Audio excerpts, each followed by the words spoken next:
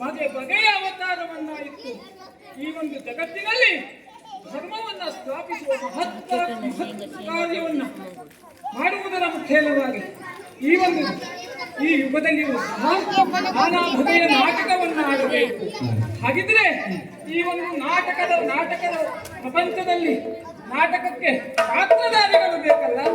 ಆ ಪಾತ್ರಧಾರಿಗಳ ಹುಡುಕಾಟಕ್ಕೊಂದು ನಾಟಕವನ್ನ ಏರ್ಪಡಿಸಿದ್ದೇನೆ. ಹಾಗೆ ಒಂದು ಮಂಗಲ ಕಾರ್ಯದ ನಿರೀಕ್ಷೆಯಲ್ಲಿಯೂ ಇದ್ದೇನೆ.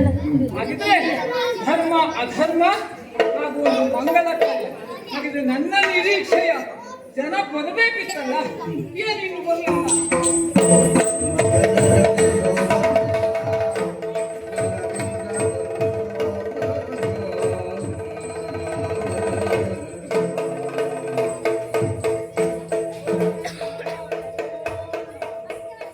ಮಣಿದನು ಜಯಂ ನಗಹಿ ಮಾಮನೋಹರನ್ ವಿನಯ ಸಿಂಹನ್ನಿಸು ತವಳ ಸೋನುವನು.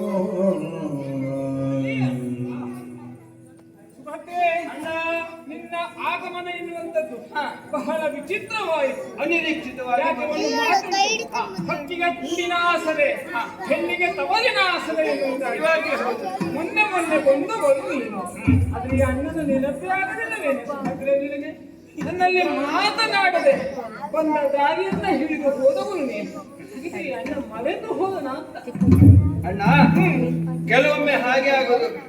ಕಾಲಾಯ ತಸ್ಮೈ ನಮಃ. ನಿಜವಾಗಿಯೂ ಕಾಲದ ಆಟ ಎಂದು ಬಲ್ಲವರು ಯಾರಿದ್ದಾರೆ? ಹಾಗಾಗಿ ಆ ಕಾಲಕ್ಕೆ ಹಾಗಾಯ್ತು. ಆ ಕಾಲ ಎನ್ನುವಂಥದ್ದು ಪುಟಿತು, ಕಾಲಕ್ಕೆ ಪುಟಿಲ.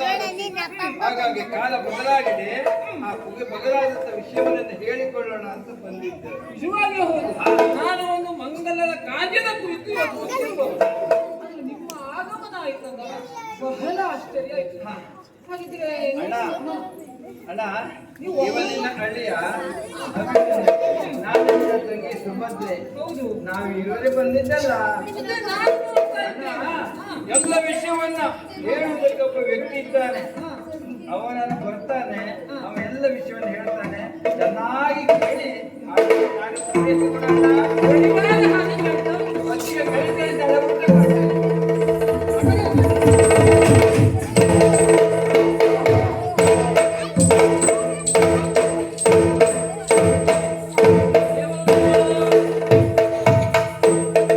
ಹರಸಿ ಬದುಳದಿ ಘಟೋದ್ಗಜನ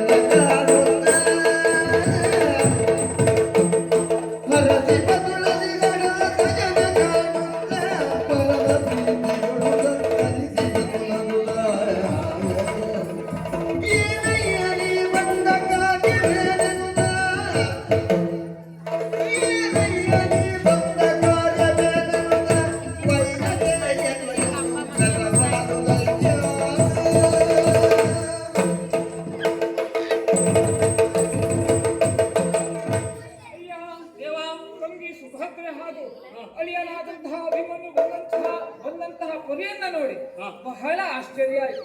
ಹಾಗಾದ್ರೆ ಇವರು ಯಾರನ್ನ ಒಳಗೊಂಡು ಬಂದಿದ್ದಾರೆ?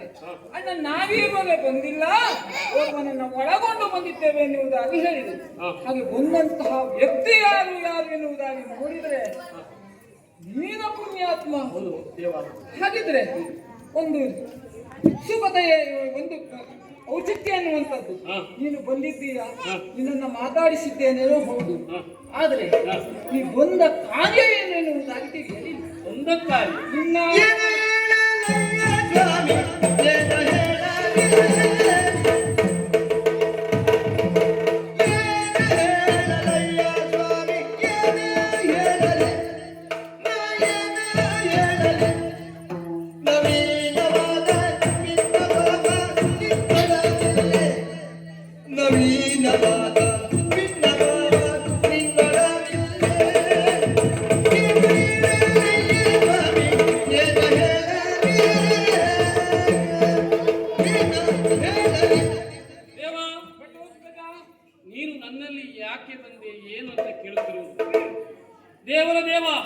ಲೋಕೋದ್ಧಾರಕ.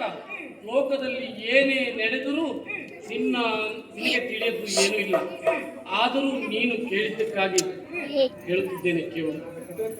ದೇವ, ನಾನು ಹಿಡಂಬಾವಲಲ್ಲಿ ವಾಸಿಸುತ್ತಿರುವಾಗ, ಅದರ ರಕ್ಷಣೆ ಇರುವಾಗ ಅಭಿಮನ್ಯು ಮತ್ತು ಅವರ ತಾಯಿ ಆ ಉಪವನ ದಾರಿಯಲ್ಲಿ ಬರುತ್ತಾ ನನ್ನ ಉಪವನವನ್ನ ನೋಡಿ ಹಸಿರು ಆರಿಸಲಿಕ್ಕೆ ಹಣ್ಣನ್ನು ಕೊಯ್ದು ಹಾಳು ಮಾಡಿದರು. ಕೇಳಲು ಬಂದಂತ ನನ್ನ ವನಪಾಲಕರನ್ನು ಹೊಡೆದು ತರಿಸಿದರು. ಅದನ್ನು ತಿಳಿದಂತ ನಾನು ವನಕ್ಕೆ ಹೋಗಿ, ಯಾರಯ್ಯ ನೀವು ನನ್ನ ಉಪವನವನ್ನು ಹೀಗೆ ಹಾಳು ಮಾಡುತ್ತೀರಿ ಅಂತ ಹೇಳಿದಾಗ ಆ ಮಗು ಉದ್ದಟತನದಿಂದ ಯಾವುದು ಏನು ಎಲ್ಲಿಂದ ಬಂದು ಹೇಳದೆ, ಪರಿಚಯವನ್ನು ಹೇಳದೆ ಉದ್ದಟತನವನ್ನು ತೋರಿಸಿದ.